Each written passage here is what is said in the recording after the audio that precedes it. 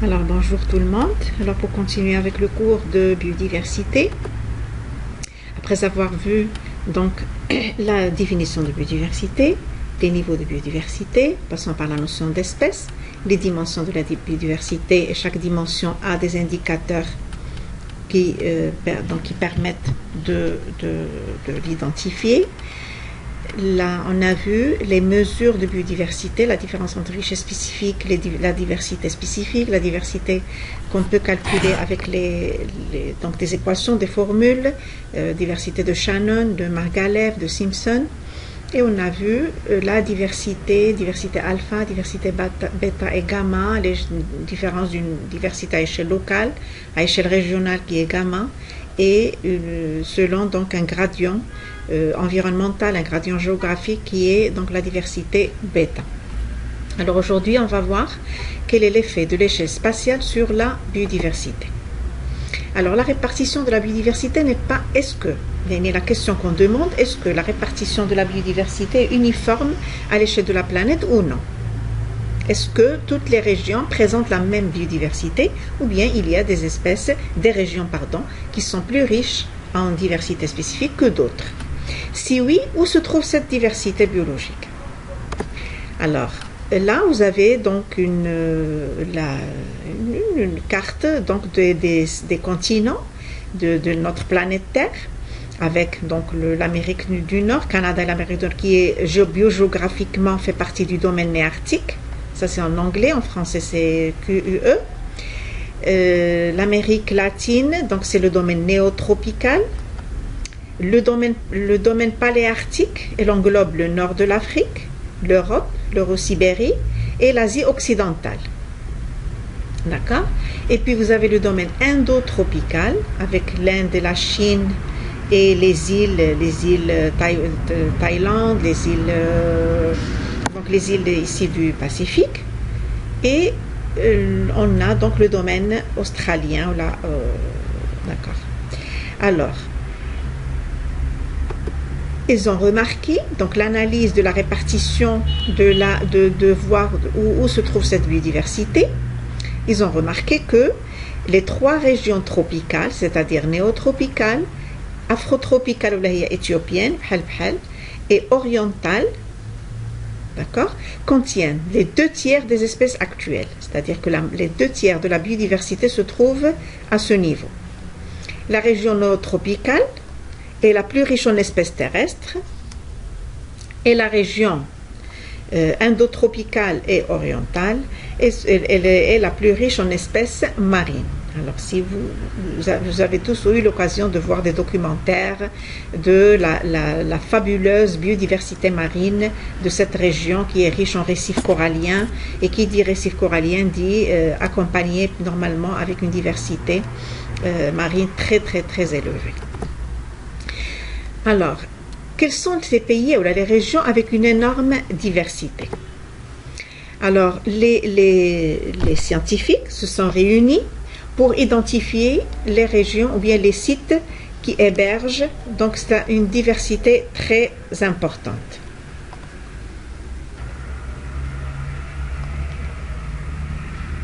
Alors, pardon.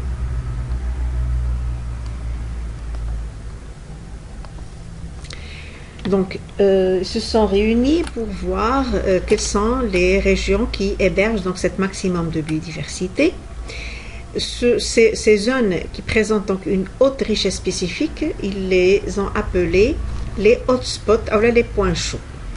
Alors, le concept de point chaud de biodiversité est développé depuis 1988 à l'université d'Oxford par l'équipe de Norman Meyers. Alors, si vous avez donc l'habitude de lire, Meyers, si vous voulez, c'est un chercheur qui a beaucoup fait pour la biodiversité. Donc, les articles sont normalement publiés dans la revue Nature. La revue Nature qui est vraiment une revue qui est très prestigieuse. Donc, il a observé que 44% des espèces de plantes de la planète et 35% des espèces de vertébrés terrestres, mammifères, oiseaux, reptiles et amphibiens étaient confinés sur uniquement 1,4% de la surface des continents. Et imaginez uniquement 1,4% héberge 44% des espèces, donc aussi bien de végétaux, les plantes, comme les vertébrés, donc les plus charismatiques, qui sont les mammifères, les oiseaux, les reptiles et les amphibiens. Alors, les 1,4, au sein de ces 1,4%, ils ont recensé 25 régions, 25 sites qu'ils ont nommés 25 hotspots de biodiversité dans le monde entier. Alors, ces 25 hotspots se caractérisent par leur exceptionnelle diversité, leur nombre d'espèces endémiques, mais aussi, malheureusement, par leur importante perte de biodiversité. Bien qu'ils soient donc riches en biodiversité, ils sont soumis donc à un rythme de déclin de cette biodiversité qui est vraiment, malheureusement important. Donc, comme j'ai dit, donc, ces travaux ont fait l'objet d'une publication de la revue scientifique Nature en 2000. Alors, donc 25 hotspots de biodiversité dans le monde. Voilà, ils sont représentés là aussi, ici par donc, cette couleur noire. Alors, parmi ces 25 hotspots, remarquez la présence du bassin méditerranéen. Le bassin méditerranéen, donc le Maroc donc, est un pays qui fait partie de du bassin méditerranéen, donc il fait partie de ces 25 hotspots de biodiversité à une échelle internationale. En 2004, il y a eu une révision. Ils ont révisé une autre fois donc cette répartition sur cette biodiversité. Ils ont élevé le nombre de points chauds de biodiversité, a été réévalué et porté à 34, donc de 25 à 34, couvrant 15,7% de la superficie. Ou 1,4, c'est 15,7% de la surface terrestre, mais 88% des écosystèmes ayant disparu, par exemple, ce restant ne couvre plus que 2,3% de la surface terrestre. Malheureusement, les 34, ils couvraient 15,5 kg des écosystèmes qui ont disparu, mais actuellement, ils donnent la couverture de 1,4 à 2,3%. Donc voilà donc les 25 hotspots. Parmi voilà, la zone 14, elle correspond donc au bassin méditerranéen. Alors, donc si vous remarquez que où se trouvent les 25 hotspots, ou là, les 34 hotspots, ils se trouvent au niveau de des régions tropicales. Donc la région ici, néotropicale, afrotropicale, indotropicale, d'accord?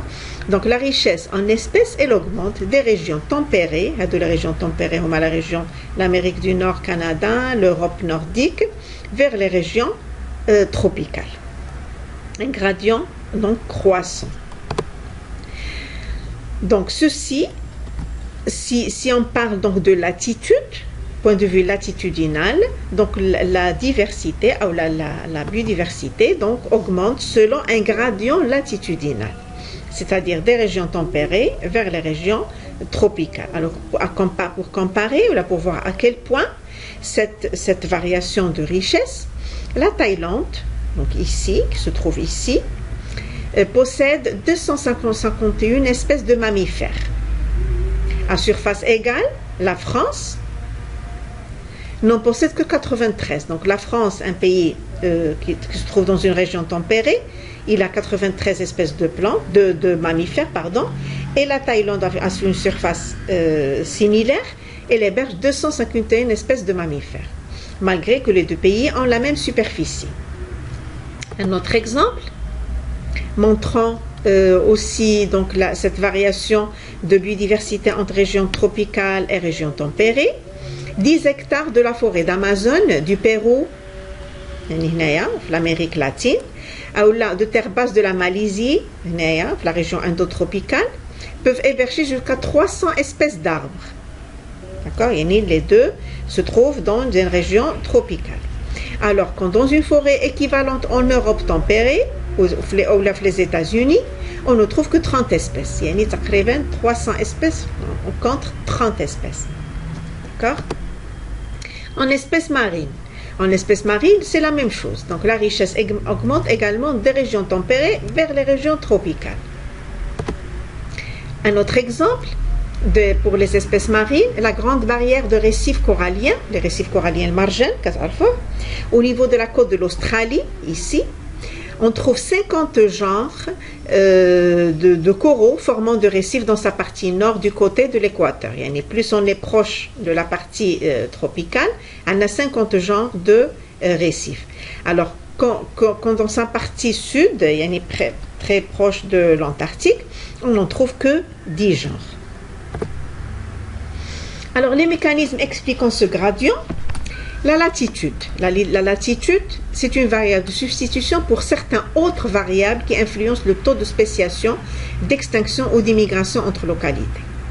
Donc, le fait qu'une région possède une biodiversité, contient des espèces, elle est, si vous voulez, conditionnée toujours par les mêmes mécanismes. Plus la surface elle est grande, plus le nombre d'espèces est grand. La surface importante, plus que les espèces vont trouver où s'installer. D'accord? Donc plus de surface, plus de niches possibles. Dans ce cas, le nombre d'espèces va augmenter. Donc ça d'une part. Donc là, on a une comparaison par exemple des îles, donc de certaines régions, dont le nombre d'espèces, là c'est la surface, et ça le nombre d'espèces. Plus la surface elle est petite, plus le nombre d'espèces est petit. D'accord? Et plus la surface elle est grande, plus le nombre d'espèces augmente. Puis, dans la même région, il y a n'importe quelle région, que ce soit un bassin versant, que ce soit une forêt, que ce soit n'importe quelle région, il y a toujours un taux d'immigration. Il y a des espèces qui arrivent pour s'installer. D'accord? Donc, premièrement, le taux d'immigration qui est très très important, jusqu'à ce que toutes les niches soient occupées. Puis, après, les espèces qui viennent après, ils vont subir donc de la concurrence par les espèces qui sont déjà installées, et on aura donc le phénomène d'extinction qui apparaît. Donc finalement, le nombre d'espèces au niveau d'une région, c'est la résultante entre l'équilibre entre immigration et extinction. D'accord? Donc la résultante entre les deux processus immigration-extinction constitue ce qu'on appelle le point d'équilibre, le point d'équilibre dynamique qui est théoriquement, il représente le nombre d'espèces peuplant une île ou n'importe quelle région. Et puis on a le phénomène de spéciation, c'est le processus par lequel une espèce mère se scinde en plusieurs espèces filles. On va parler donc en une séance de la séance suivante les mécanismes qui régissent cette spéciation, c'est-à-dire le fait qu'une espèce peut engendrer d'autres espèces. Alors les mécanismes qui expliquent le gradient donc latitudinal de biodiversité, c'est-à-dire d'enrichissement de la biodiversité en allant des régions tempérées vers les régions tropicales. Et le suivant. Donc la latitude, comme on a dit, c'est une variable de substitution pour certaines autres variables qui influencent le taux de spéciation, l'extinction et l'immigration entre localités. Il y a 3 mécanismes. Il y a 3 effets, l'effet de surface, l'effet du temps et les ressources alimentaires ou l'énergie disponible. Premier effet, c'est l'effet de surface. Alors les régions tropicales sont plus grandes que les régions tempérées, ce qui aurait permis davantage de spéciation et limiter les extinctions. Donc, la région elle est très importante. L'immigration l'extinction elle est faible, et puis la spéciation a pu avoir lieu. Les conditions sont favorables pour permettre l'installation d'une espèce pendant des aires, des années, des aires géologiques. Ceci va engendrer donc la formation d'autres espèces nouvelles, ce qui va engendrer donc l'augmentation de la biodiversité. Elles sont aussi d'un seul tenant, contrairement aux zones tempérées qui sont séparées. L'effet du temps, c'est dans les régions tropicales, il y a eu moins d'événements perturbants à grande échelle. Les glaciations, les sécheresses climatiques. Les glaciations, c'est un phénomène dont l'hémisphère nord a vécu pendant plusieurs glaciations. Et la glaciation, c'est un phénomène donc, qui a perturbé si vous voulez, l'équilibre de la biodiversité, poussant donc les espèces à fuir cette glaciation, permettant ainsi donc un temps de développement évolutif plus lent plus de temps ou aussi pour occuper et remplir des différentes niches écologiques. Et finalement, l'énergie disponible. Des humains dans les basses latitudes, les régions tropicales, il y a un grand flux énergétique offrant plus de ressources énergétiques pour les organismes et donc plus d'organismes sont susceptibles de s'y développer. Parfois, la région tropicale se caractérise par des températures idéales, l'humidité elle est élevée, même des belles températures, de belle humidité, dit une productivité très importante. Absence de saison froide, la saison tropicale, on a de belles saisons. Même en hiver, il y a de belles températures avec des précipitations. Du fait donc que plus d'organismes peuvent vivre, ce qui nécessite donc une meilleure cohabitation. Alors qu'en zone tempérée, la saison froide élimine bien des espèces et permet une forte dominance de celles qui réussissent à y vivre. Il y a certains, les espèces qui peuvent s'adapter, vraiment les glacières, l'ours, etc., qui sont des espèces qui ont pu s'adapter à ces conditions qui sont sévères. Et également en fonction de l'altitude. Donc, je la latitude, de l'hémisphère nord vers l'hémisphère sud. D'abord, l'altitude, c'est en montant en altitude, l'élévation par rapport au niveau de mer. Alors, généralement, c'est la même chose. On a noté donc une diminution de la biodiversité de basse altitude vers les hautes altitudes. Vous voyez là, plus le nombre d'espèces, en arrivant à 5000 mètres, etc., il n'y a pas d'espèces. Alors, les températures, pourquoi? Parce que plus on monte en altitude, les températures sont plus basses, moins d'énergie disponible, photosynthèse déjà difficile, la respiration elle est difficile, moins de ressources. Donc c'est la même chose. Donc, et en plus, la surface elle est petite. Les basses montagnes qui ont plus de surface, les hautes montagnes, la surface cardiaque. Donc l'isolation plus grande, ce qui fait que l'immigration est un peu moindre. Mais la plus importante, il y a le phénomène de spéciation. Et même si en haute altitude, il y a moins d'espèces, il y a des espèces qui sont vraiment particulières, qui on peut donc survivre ou s'adapter à ces conditions un peu difficiles, les moments de haute altitude, moins d'oxygène, moins d'énergie, etc. Ce qui a pu engendrer donc des espèces un peu spéciales, d'où le phénomène de spéciation elle est très important. Alors, donc, on termine pour et merci pour votre attention.